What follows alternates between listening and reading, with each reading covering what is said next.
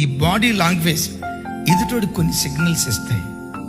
ఇది సంకేతం, చాలా బాగుంది సంకేతం, పర్ఫెక్ట్ సంకేతం, నమస్కారం సంకేతం.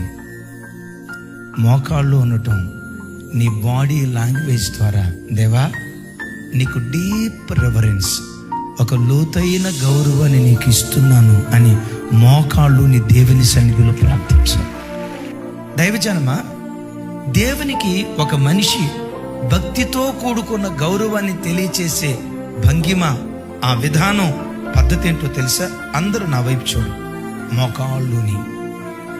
మోకాళ్ళుని ప్రార్థించటం, మోకాళ్ళుని స్తుతించటం, మోకాళ్ళుని దేవుని ఘనపరచటం, మోకాళ్ళుని దేవునిని ఆరాధించటం.